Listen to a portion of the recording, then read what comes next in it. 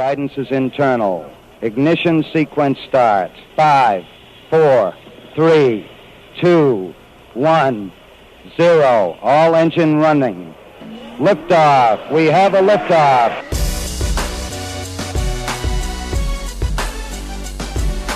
Permission to board. Permission to come aboard. Permission to board. Permission to bring me aboard. Permission to come aboard. Welcome to the Permission Granted podcast. Here's D.A. Welcome inside the freshest edition of the Permission Granted podcast, everybody. We've got episode number 54 here on the show. This is very cool.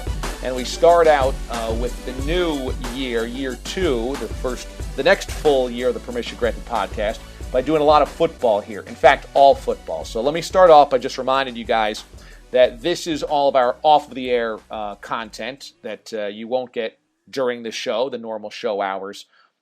6 to 10 p.m. Eastern Time, 3 until 7 Pacific on CBS Sports Radio, although it's available at all the same places, on our same iTunes feed, on SoundCloud. We post it on Facebook, facebook.com/The DA Show, and then on YouTube as well, youtube.com/The DA Show. And so here's a little reminder for you for football season. We've got picks every week. We've got interviews every week. We've got the podcast every week. We've got pictures and video and podcasts and links and everything that you need to get a hold of that you'll need for one-stop shopping for the show now that it's football season. I highly encourage you to go to our Facebook page and like the show page if you haven't already. If you're not a member of Facebook, it's all good. You can go there and use it as a web page. But if you are a member of Facebook, it's very cool. Like the show page. And that way, as we like to say, we'll get your timeline popping. And every time we do anything and it's posted there, it's automatically on your timeline. If we're talking about something on the show, if you missed anything, want to catch up on stuff, it's the best way to do so that you don't have to kind of always go searching for our page and everything like that, our Facebook page. So facebook.com/The DA Show. First order of business is you're now going to be able to catch me 6 days a week. Oh, yeah, 6 days a week, baby, as we have the brand new Sunday morning football show, little SMF. We debated the name of this for a while, and I had all these kind of edgy, modern, quirky, personality-driven names, and they all got shot down by management. So then management came back and said, well, it's going to be on Sunday mornings. How about a takeoff of Monday Night Football and Sunday Night Football and Thursday Night Football by calling it Sunday Morning Football? Now, all right, you know what? I can go with that. So what we're going to do is 2 hours every single Sunday, in addition to my normal show, Monday through Friday, 9 till 11 a.m. Sunday mornings, Eastern Time. We are going to recap everything that happened Saturday and preview everything that's going to happen on Sunday. So I'm really excited about this because it's my first chance to react instead of waiting until Monday night show, Monday afternoon show, to react to the college football weekend. I can react right there. I can't wait for this college football season, then kind of get you set up for Sunday morning. I'm kind of bored by most NFL preview radio shows. I'm not going to lie here. I'm bored by most NFL preview television shows. I think the standard anywhere for pregame football or postgame football is College Game Day on ESPN, and I don't think anybody does anything as well as that. What I hope is this is kind of a radio version where we kind of give you a feel of what's going on. We are tackling the big topics.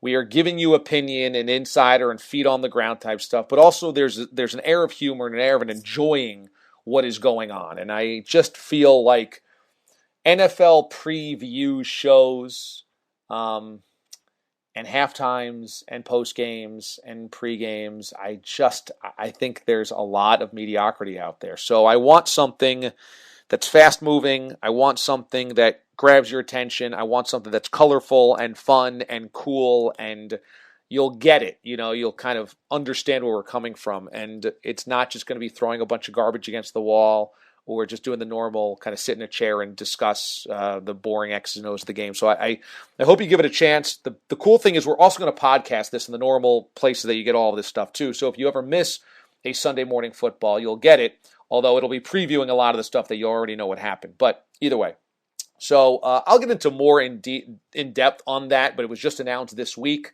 So hopefully you guys can catch that. It'll be on a lot of radio stations that might not carry me right now, because if you're on an affiliate that has nighttime programming, evening programming, games or something like that, it can oftentimes cover us up. We're on like 170 radio affiliates across the country, but we know a lot of them. There would be even more if there weren't kind of local programming at nights and with games, baseball, basketball, etc. So hopefully you guys can catch me more on Sunday mornings, because there's going to be a lot of affiliates that don't have local programming at that time of the morning. You can always stream it, same thing as my normal show anyway. So that's being said, Sunday morning football, it starts up week 1 of the NFL season, September the 13th, and I'm really excited. And James Ward is going to be the producer on this. Mraz is going to handle all the same stuff for the normal everyday show. Ward, who does a lot of stuff for our weekday show, is going to also do my Sunday show. So I'm excited to work with him, and we're both really fired up. And we've got some tricks up our sleeve for you on this one. So that's in the works. Ward is going to join Mraz a little bit later to do some talk about their picks, talk about the Ward's winners taking over for Brock's locks. So it's all football. But first, we've got an author on of a really cool book. They sent me this book, as most promotional kind of items go. And to be honest, you get a lot of books and you don't read them, or honestly, I shouldn't say that. I try to read a bunch of each book to talk to the authors, but it's just hard to get through really thick books, a number of them every single week, on top of what I'm normally reading. This one I was able to just demolish because I loved it. I thought it was a really good read, and I wouldn't just say that. Adam Lazarus is the author of Hail to the Redskins, Gibbs, the Diesel, the Hogs, and the Glory Days of DC's Football Dynasty.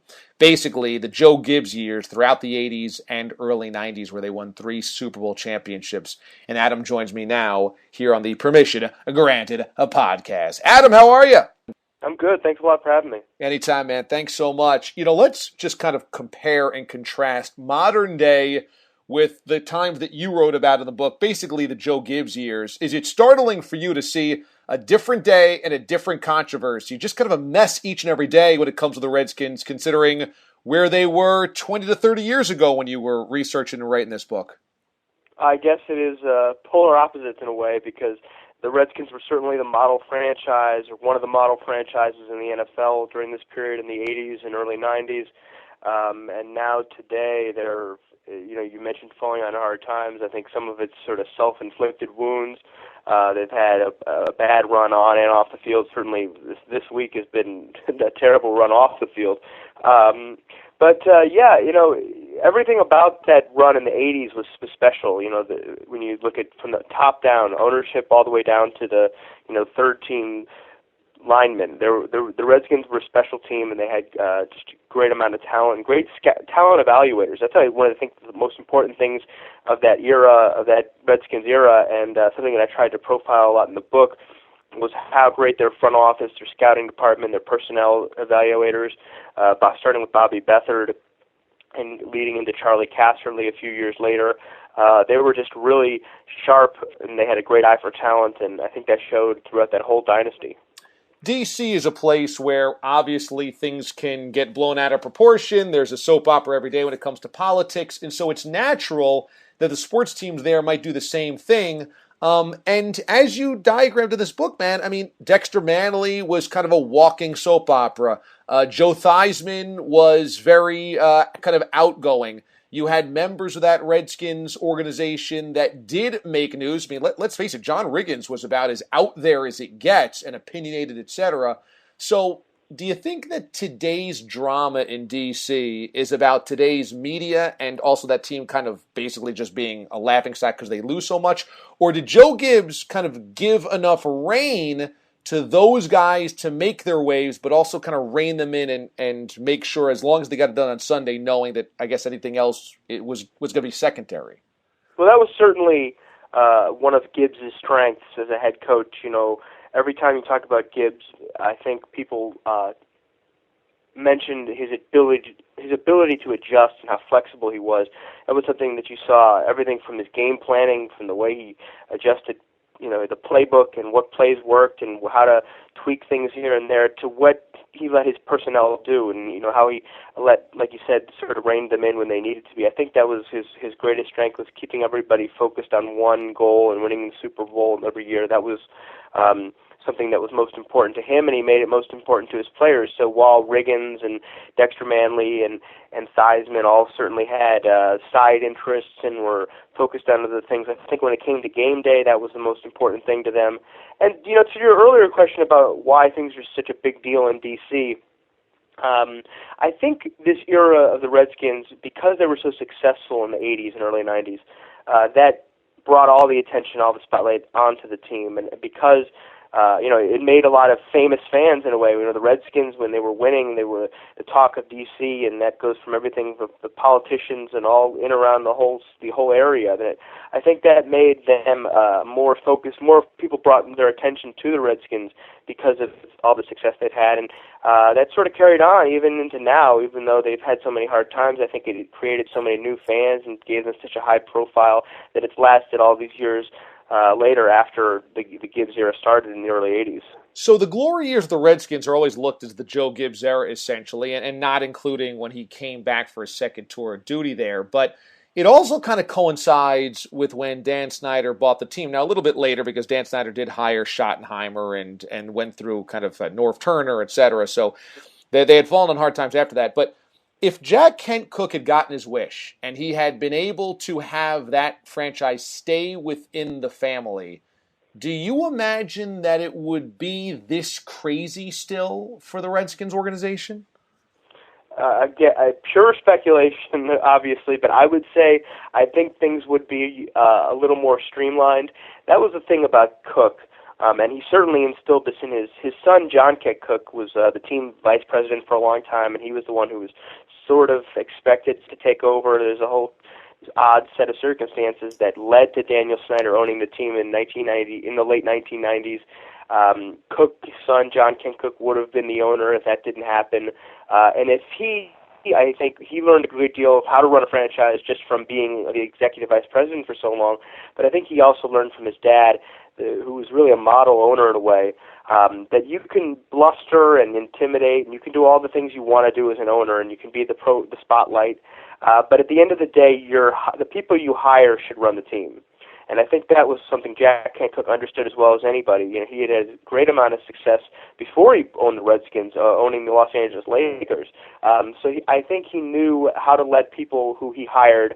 First of all, hiring the right people was important, but then again, letting them do their job was the most important thing. And I think he knew that, and he would have probably instilled that in his son, and they may have carried that out through all the way to today. And I think you probably would see a much different face of the Washington Redskins today if that had been the case. What was so bizarre about those circumstances? Because you touch on it in the book, and I did not realize that they had put in a $700 or $750 million bid for them, and then got outbid by about $50 million by Daniel Snyder. If the league knew what it knows now, they probably never would have allowed Dan Snyder to outbid the Cooke family. How weird was that at the end? What specifically kind of altered it towards Snyder winning the bid? Just flat dollars and cents? Yeah, it was just a dollars number, but it was strange that instead of basically handing the team over to his son in part of his will when he died, Jack Kent Cooke made it this sort of auction. It was a way for them to make more money, and because Jack Kent Cooke wanted to start this foundation, which he eventually did. That's a great charitable foundation, but it was sort of their way of making more money in the long run to extend how much they could actually get out of the sale of the team. And it was kind of, I think in a way, a lot of people thought it was going to be a foregone conclusion that his son would wind up with the team, and it just didn't work out that way. I think it was a difference of about $50 million that Snyder bid more or something like that. So it was strange. I think in hindsight, you're absolutely right. If they knew how things were today, maybe the NFL would have preferred the team stayed inside the family. But I guess, that's just the roll of the dice. When you were researching this book and reaching out to people, did you hit roadblocks trying to get within that front office like Snyder, like Bruce Allen? Because what you hear from all the DC media is that there's basically a blockade there's a blockade set up between Snyder and the organization and then everybody on the outside. And if you're not a friend of the family, you're an enemy and you're an outsider. In talking to a lot of people, I did get the sense, some of the people who do know the inside, not necessarily people on the inside, but people who are familiar with the inside, I did hear stories like that there was a kind of a closed-off, walled-off environment there. I had help from the Redskins on a few certain things.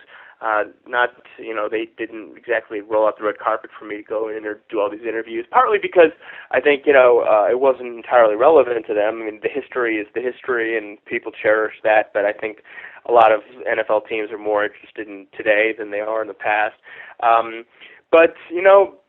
It's some franchises are run one way and some franchises are run another way, and that's just the way they do things in Washington. I mean, I suppose we would all have a whole different outlook on how things are done in D.C. if they were winning championships.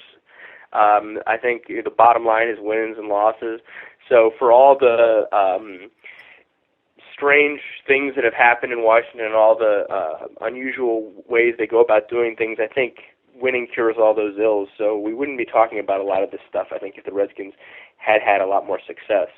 They have 3 such distinct championships. In '82, it's the first time they win a Super Bowl, and I think it kind of came out of nowhere for a lot of people. In '87, they were kind of trying to reclaim where they were, and it was a strike-shortened year, and there's so much back and forth with Schrader and Doug Williams. And then in '91, they're just a machine. As you go back and you look at those 3, what do you think is the most impressive championship when it comes to what Gibbs was able to accomplish with those 3 very distinctly different teams with 3 different quarterbacks? Well, the '91 team, I think, was bar none the best team. A lot of people have talked about the '83 team, the one that actually lost the Super Bowl, the Raiders. A lot of people, especially players on that team, talked about that being the best team of all the teams, even though they didn't win the Super Bowl. But I think the '91 team, in terms of offense, defense, special teams, was as dominant and consistent as a team as you will ever find in the NFL. And that includes all the great teams, the '85 Bears and the '78 Steelers and those '49ers teams and the Cowboys teams. That '91 team was so efficient and beat up teams, especially on defense. They recorded 3 shutouts in their first 5 games. They were the number 1 scoring defense, the number 1 scoring offense. They had Pro Bowlers everywhere. Their offensive line yielded, I think, 9 sacks the whole year. So that '91 team was just sort of this efficient machine. They weren't necessarily that entertaining of a team to watch. They didn't have kind of the same drama that a lot of Super Bowl champions have had. So that's sort of just the best team. I think the most thrilling team, the most sort of out-of-nowhere team and exciting team was the '87 year. They have, like you mentioned, this quarterback controversy, and nobody expected when the season started that the Redskins would win a Super Bowl in such a dominant, crazy fashion, scoring 35 points in 1 quarter with Doug Williams as their quarterback. They had just made Jay Schrader their franchise quarterback. He was a Pro Bowler the year before. They gave him a huge contract that offseason. And they did it also with a rookie running back that no one had ever really heard of, Timmy Smith, who set the Super Bowl rushing record. That '87 team was just an explosion. I mean, the way they scored points and the way they came back, and then you factor in the fact that was the strike season too. That they won 3 strike games, which is a big part in that section of the book. I talk a lot about how that strike team was assembled and exactly how they won games. So that was, in my opinion, the most exciting team. And like you said, the '82 team, the one that won the first Super Bowl, was definitely, I think, has a special place in Redskins fans' heart because it was the first, and because they had, John Riggins was, I think, in a way, the most famous Redskin of all. I think if you had to make a Mount Rushmore of Redskins players, he would be, he would have the biggest image of them all. And that was sort of his Super Bowl, and I think that's what Redskins fans remember. That got them started on this dynasty. So that '82 team, while I wouldn't say it was the best, I wouldn't say it was the most exciting, I think it was the most memorable. When Gibbs came back, they made a couple of postseasons, they made a couple of playoffs, and they had to go on runs at the end of both of those seasons to just even get in as a wild card. But obviously it wasn't the glory days that it used to be. When it comes to Joe Gibbs' kind of erosion of effectiveness, do you think that it was just because he didn't have a lot of time? He only had 4 years there. Do you think just any coach's effectiveness wanes as you get older and you don't have the energy to put into it? Do you think it was the ownership because the ownership had changed? What, in your mind, kind of changed about Gibbs' stint 1 versus stint 2? Well, I don't think he had as many of the tools as he was fortunate enough to have the first time. I mentioned the front office and the staff, the guys who found him great players, Bobby Beathard and Charlie Casserly specifically. I don't think he had that same support, and that was one of the reasons he didn't have the same great players. Now, one of the reasons for that may have been it was a different era. The first Gibbs era was pretty salary cap. They could stockpile players a little longer and a little more that first time around, and Gibbs couldn't do that a second time. The other thing is, it was a different game. As much as you want to say how brilliant Gibbs was and how flexible he was, that's certainly his legacy, especially in the passing game. People who know that before he came to Washington, he was one of the minds behind Eric Coryell, the famous passing attack by the Chargers in the 80s. But the NFL was a lot different by the time he came back, 2004 to 2007.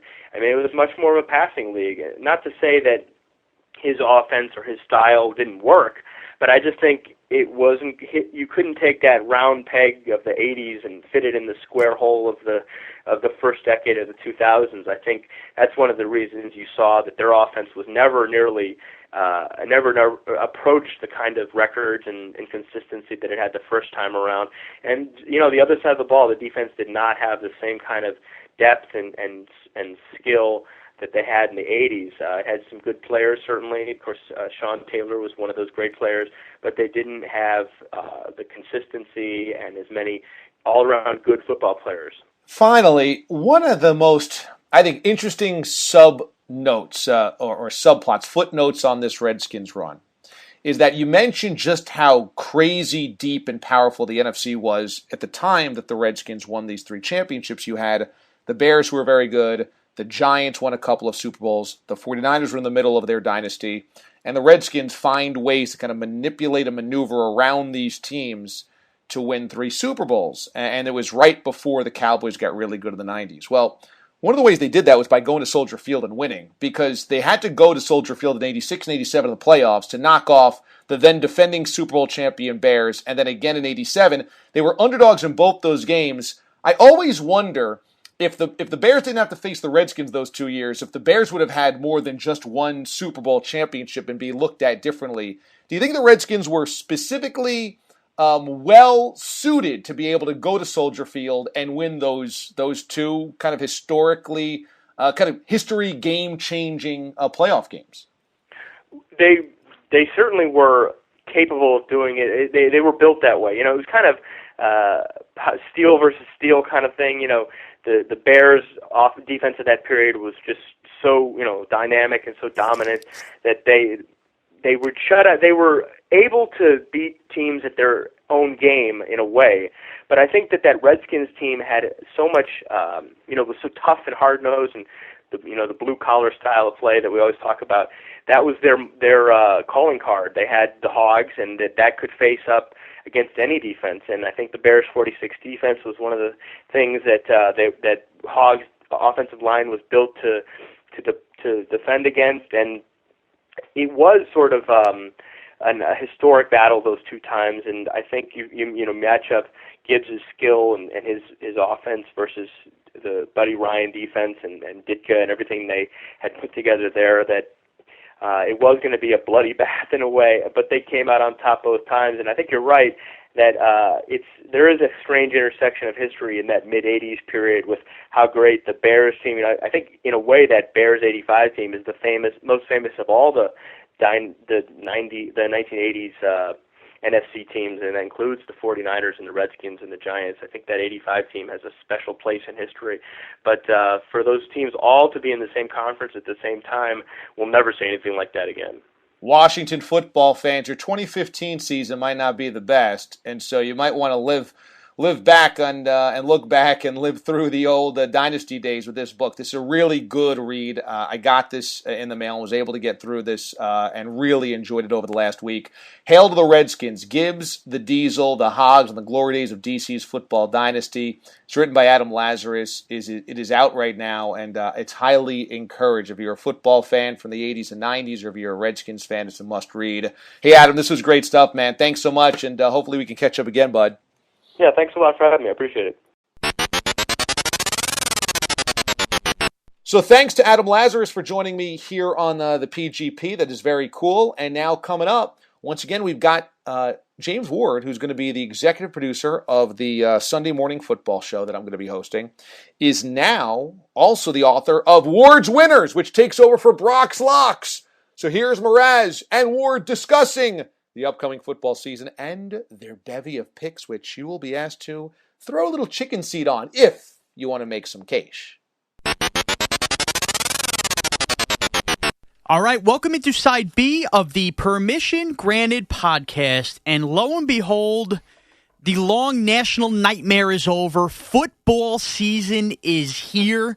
And with that, we have a very special Side B today as I welcome aboard associate producer. And again, by the way, I am the executive producer, Sean Mraz of the DA Show, associate producer, and new executive producer of Sunday Morning Football. Sunday Morning Football with DA, and that's James Ward. I'll move over to the big chair for that one. James, how you doing, bud? I'm doing well. Fresh off a couple days vacation. Excited to be back here. Football season about to get going. Busy time, exciting time of the year for both of us. Boy, what a corporate answer. How was vacation? Good? Getting the vacation last was gasp in? Great. I ate so much food. I went to the beach 3 days in a row. So it was good. A little rest and relaxation. Now we get full-blown into football season.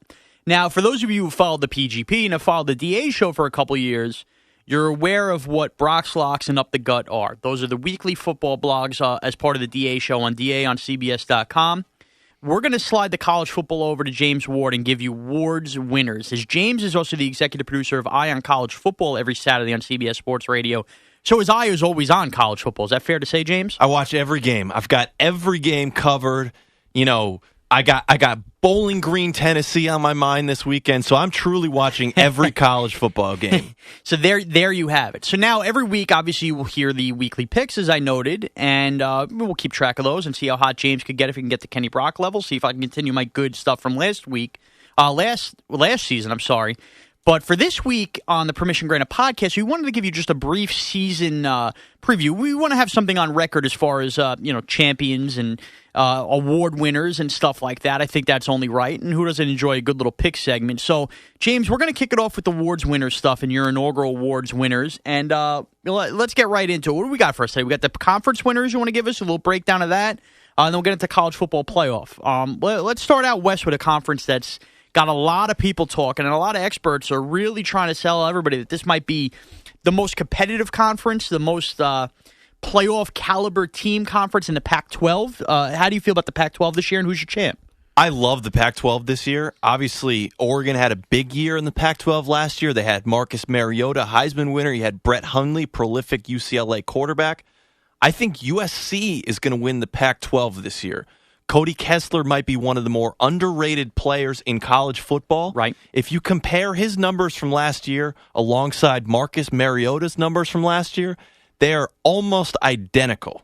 Kessler had one of the great seasons in college football last year, and he did it completely under the radar, which is interesting because if you think of, notable jobs in sports, you got center field for the Yankees, you got quarterback for the Dallas Cowboys, you got quarterback for USC, and no one talked about Cody Kessler. He had a game where he had 7 touchdowns, but the Trojans face Stanford and Arizona State back-to-back games in September. Make or break them right there. Right, and they go to South Bend to play Notre Dame in October. So if they get through October still undefeated, I think this pick will look good, but if they get a hiccup on either one of those games, maybe lose 2 of them, the pick could be bad. But I'm taking USC to win the Pac-12 this year. Now, a conference last year, which really got the short end of the stick, the Big 12, the trending favorite by everybody's account is TCU. Are you going in that direction in the Big 12? I think you have to go in TCU's direction. I'm going to pick them to win the Big 12. I think last year they were snubbed in the college football playoffs. They only lost 1 game, and to do so, they had to give up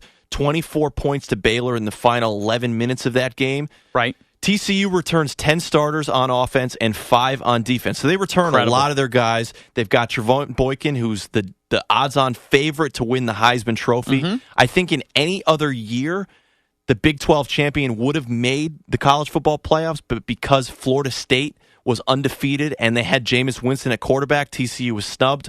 I will pick TCU to win the Big 12 this year behind Boykin and behind those 15 returning starters. Well, a Power 5 conference that's not getting a lot of love this year, and maybe because Jameis Winston is gone, the ACC. What do you like in the ACC this year?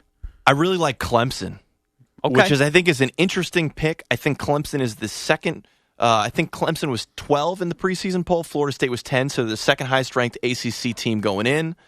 I really like Deshaun Watson. Last year, as a true freshman, Deshaun Watson had 1,466 yards passing, 14 touchdowns, 2 interceptions. So he is the truth. Deshaun Watson will be great. Problem last year, he only played 7 games, and Cole Stout was absolute garbage when he started in Watson's place. If Watson can play a full season, Clemson will win the ACC. They lost Vic Beasley, Grady Jarrett on the defensive line to the NFL, 2 big losses. But Dabo Swinney said already that he thinks that his defense this year is more talented than last year.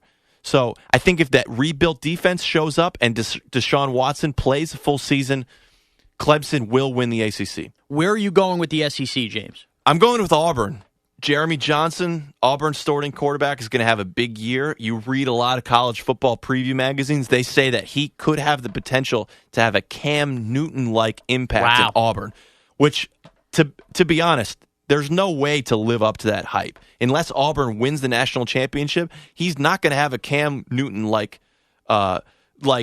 impact on Auburn. The thing with Johnson, he's a really good passer. He's not as fast as some of the more recent Auburn quarterbacks like Cam Newton or like Nick Marshall.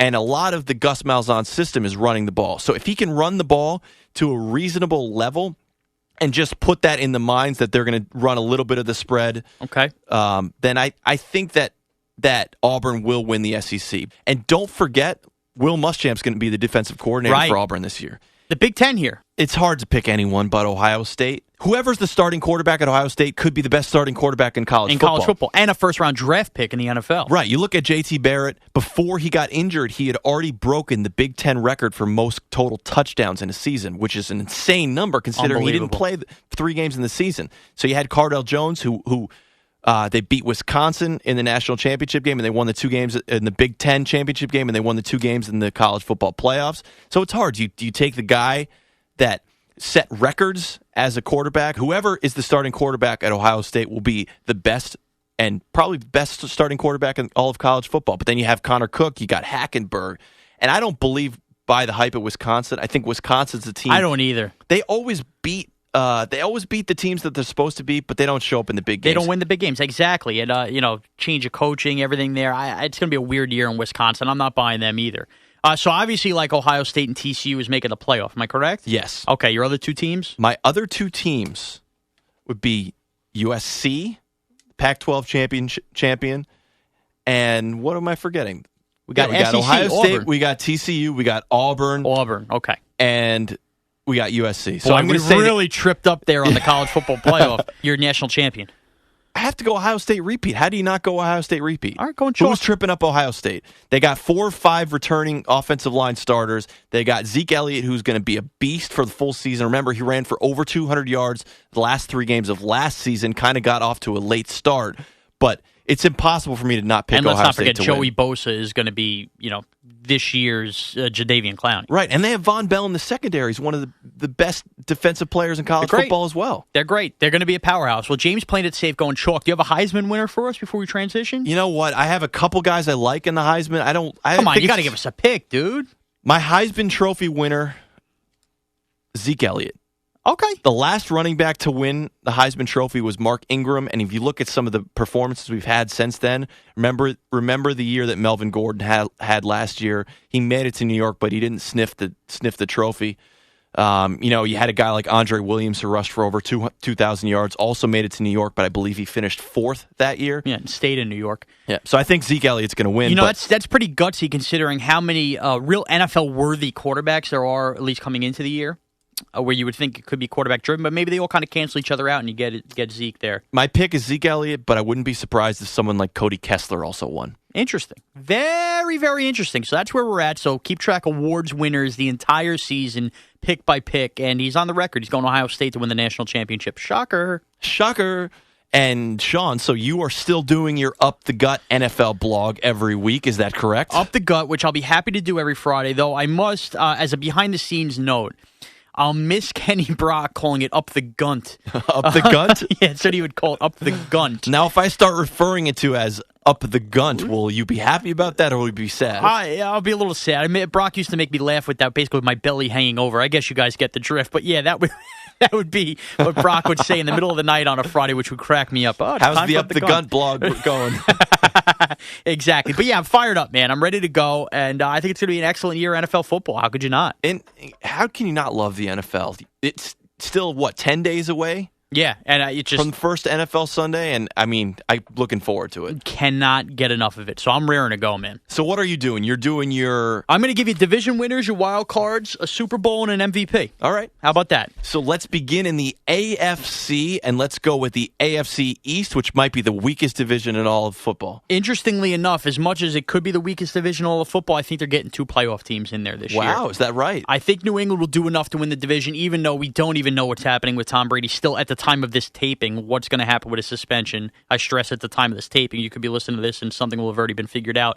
But New England's going to do enough, and New England is still going to be 11-5, 12-4. If they close their eyes, they're going to do that, and they're going to win the division. However, on the flip side, as a 10-6er, I like the Miami Dolphins. I think their defense is going to be really good. I think Sue changes that entire defensive front, and I think somehow, some way, Tannehill and Philbin probably put this thing together and end up in a wild card spot. I love that position for them, and I think Miami gets back in the playoffs. Let's go to the strongest division in the NFL, one that had 3 playoff teams last year, the AFC North. Again, I'm going to go 2 playoff teams here, too. This is where my other wild card will come. I think the Steelers are going to win the division. I don't like that Le'Veon Bell is suspended early in the year. I don't like the Pouncey injury, but I just love the connection between Ben Roethlisberger and Antonio Brown. They have a young defense, an unheralded and unknown defense, a lot of changes in the secondary. And I think this will be a more offensive football team than a defensive football team. But I love Tomlin. I love the Steelers. And I think the Steelers get it done. And I think the Steelers actually end up as your number 1 seed in the AFC this year. Wow, so a big year for the Steelers. Big time year. My wild card team out of there, I think, is going to be the Baltimore Ravens. Again, a lot of unsung stuff on the defense there. They bring in Nada. I don't know, man. I like Joe Flacco. I'm a Joe Flacco believer. Offensively, Steve Smith's farewell tour, I think he has a chip on his shoulder. I think the Ravens get in, and I think the Ravens are your 5th seed and make a strong case for it. I'm not buying the Bengals. I think they're 9-7, 8-8 this year, and they're going to miss the playoffs. And the Cleveland Browns are going to be picking in the top 5, taking one of those quarterbacks we just talked about a little while ago. Which would be crazy, because, I mean, people in Cleveland, they can't have another year where they draft another quarterback. Listen, you keep taking hacks until you hit, right? Eventually, even if you go 1 for 10, you go 1 for 10. Now, do they change the coach again, too? They may. They're going to keep changing combinations until something works. And it's not really a recipe for success, but eventually it has to work, right? You would think, but you think another down year for Andy Dalton, not making the playoffs. I think he's one of the more overrated quarterbacks in the NFL, Dude, last year I picked Cincinnati on up the gut to make the Super Bowl. I was that much of a believer, and I actually bought into Andy Dalton while others didn't. I'm totally off the bandwagon, and I think the team takes a major, major step backwards this year. All right, let's go to the AFC South. I know that you're not having a wild card team from the division. This division. It's Indy, man. It's Indy, and I think the Jaguars are going to surprise some people. Might even sneak up on 8-8, and I think they actually finish in 2nd place. I don't like Houston. I think they're overrated. I think their receivers are overrated. They're going to miss Andre Johnson in that locker room. They don't have a quarterback. J.J. Watt is a beast. Their defense is good. But in the end, it's just not good enough offensively to get it done in an offensive league. Don't like the Texans.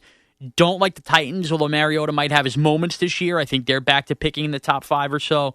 Jaguars could surprise, but the Colts are a runaway train in that division this year. Let's head out west, AFC West. Who do you got? Man, I wanted so badly not to pick the Denver Broncos. I don't love Andy Reid and the Chiefs, and I like the Chargers, but I think too much negativity and controversy will surround the Chargers this year to ultimately get in the playoffs based on their Los Angeles potential move. And I think the Raiders will be better, but I think there's too much in that Los Angeles stuff that I think it creeps in the locker room and it affects them later in the year. So I'm going to pick the Denver Broncos, though I think Peyton Manning is not going to be the same Peyton Manning, and I think we're seeing the end of his road and a severe decline. But they still have enough talent on that team, ultimately, where I think they'll get off to a hot start with Peyton's arm a little fresh. And I think the Broncos take care of business and win the division, though I think they end up fizzling in the postseason. Okay. That's fair enough. So we've got your AFC playoff teams. So I'm trying to think. The teams that I have that made it last year, the Steelers made it, the Patriots made it, the Broncos made it, the Colts made it, and the Ravens made it. So it's only 1 in, 1 out. I don't have the Bengals, and I have Miami. So it's basically more of the same. More of the same, yes. I want it to be different. Let's head to the NFC. NFC East, I know you have the Giants making the playoffs. What other NFC East teams do you have making the playoffs? I have the Cowboys winning the division. Wow. I do have the Cowboys winning the division. How about that? A non-homer pick from you. I believe in the offensive line of the Dallas Cowboys. Now, I think the running back situation will be but they'll get after the quarterback with Greg Hardy, Randy Gregory. And I think the Dallas Cowboys, I think a strength to the NFC, if you really pay attention, the division that plays against the weakest schedule this year, to the eye preseason, is actually the NFC East. It really is. So I'm buying the Cowboys for that reason. I think there's less chance for the Cowboys to lose dumb games that they shouldn't otherwise lose, that they've lost in the past. I think the Cowboys are at 12-4 this year and are going to take care of business. That being said, I am going to pick the Giants to make the playoffs and come up as a wild card, and I think they will win 10 games and get to 10-6. Their secondary looks like a mess right now in safety position. I understand that, and they might go get their behinds kicked that first week in Dallas. But the schedule is favorable, and ultimately, I think the Giants' offense is just too good, and the offensive line's impressed me to the point that I think it's at least adequately enough an average that they will take care of business and beat who they should beat. And on the flip side, the Eagles do have an easier division, but I'm not buying that Sam Bradford's healthy for 16 games. I'm not buying that DeMarco Murray, Ryan Matthews combo is better than what they had in McCoy, who could hit a home run at any turn. And there's too much inexperience at receiver. I think way too many people are drinking the Eagles Kool-Aid. I think they're a third-place team, and I think with the Washington Redskins are the worst team in the NFL this year. Will be picking first overall. We've talked about this before, but as Giants fans, how happy are you to see LaShawn McCoy lead the division? So happy. And DeMarco Murray doesn't scare me. I'm not buying, man. I'm just not. I'm sorry. The NFC South, I'm on the Atlanta Falcon bandwagon. Okay. Everything still stink. I think the Kelvin Benjamin injury changes that division. And I think there will be only one playoff team from there. Give me the Atlanta Falcons to win that division and win 9 games at 9-7 this year. So let's head up to the NFC North. Who you got? Back to North. The Green Bay Packers will still get it done without Jordy Nelson. Aaron Rodgers is simply too good. Defense is better. And on the flip, I think they do get 2 teams in. Give me the Vikings to win that other wild card. I'm buying the Teddy Bridgewater bandwagon, Adrian Peterson back. I think the Vikings are good enough. Transition to the NFC West, what was once thought about as one of the strongest divisions in football. I think it's kind of taken a step back this year. What do you think? Yeah, it has, because I think the 49ers are awful and they're going to finish in last place in that division. I don't buy the Rams still, even with Foles. Haven't proven anything to me. I like Arizona because of Bruce Arians, and I think Arizona will be in the hunt in December. But ultimately, even if Carson Palmer is healthy, who's to say Carson Palmer is still going to be Carson Palmer, if you will? He's never been anything great. So I'm going to take Seattle to win the division, although there's so much uncertainty there with Cam Chancellor. But ultimately, when you get Jimmy Graham in there, Russell Wilson, Marshawn Lynch getting possibly his final year here in Seattle, and the defense will still be the defense, although without Dan Quinn, it worries you. I like Seattle. And I think Seattle will get back there and be decent enough and win the division and probably win 11 games. You said you think the Niners are going to be awful. We've talked about that a little bit off the air. Too many changes for the negative. It just they're an awful football team. Who do you think, and this is a surprise question we didn't really talk about, I just kind of thought of it on the spot. Who do you think will have the number 1 pick in next year's draft? Oh, I think it's the Redskins. But I think the Niners are right there, and I think the Browns are right there, if that makes any sense. Yeah. Those would be the teams I would think in the mix. Maybe the Bears also top 5, another down year. The Bears could be in the mix, and I think those are all teams that could potentially be looking for Connor Cook or Christian Hackenberg as well. Okay. And who do you have as your NFL MVP for the 2015-16 NFL season? It seems like chalk, but you went chalk with Ohio State. I'm going Aaron Rodgers. I think Aaron Rodgers without Jordy Nelson makes it that more special in Green Bay and just tears it up. Right. Big season for Devontae Adams. Randall Cobb, probably a big year. Eddie Lacy. But right. Yeah, I could see Aaron Rodgers winning the MVP. That makes sense to me. All right, you ready for my Super Bowl? Yes. Well, first, tell me who will be playing Super Bowl 50 at Levi Stadium. The Pittsburgh Steelers and the Dallas Cowboys. Wow. The Dallas Cowboys are going to the Super Bowl. That being said, Tony Romo was finishing his career without a Super Bowl ring, and the Pittsburgh Steelers are winning it all. And this will be Romo's last hurrah before back problems finally kick in the rest of his career. Cowboys get there, Steelers win it. So you're actually a Giants fan picking the Cowboys to make it to the Super Bowl. I'm not going to put blinders on. The Cowboys got a lot of good things going on there, and they're doing things right and building in the trenches. I don't think they will win the Super Bowl because I'm not a believer that Tony Romo can win a Super Bowl. And you have Big Ben winning his 3rd. Yep. I think the Steelers get it done here. Now, as a Giants fan, would it slight you that Big Ben wins 3 before Eli? No, it doesn't bother me because they're both going to the Hall of Fame. Okay. I agree with you completely on that, but I think it's interesting. It wouldn't surprise me if the Steelers made it They have one of the strongest underrated quarterbacks in the league in Ben Roethlisberger. You never hear him as being, top 5 quarterback, Right. but he is. No question. You have Le'Veon Bell, who's probably the best running back in the league. Antonio Brown. I know Antonio you Brown, love who him. could also be one of the best receivers in the league. I like Pittsburgh here, man. And how fitting would be Pittsburgh, all those Super Bowl traditions, winning Super Bowl 50. That's where I like it. Now, of course, rip these up for both me and you because we'll both be wrong. Yeah. That's where it is. But hopefully we're right all year long on our picks with Up the Gut and Ward's winners. Thank you for listening to the Permission Granted podcast. Check out James at James Ward CBS. Check out me at Mraz CBS. Good night, all.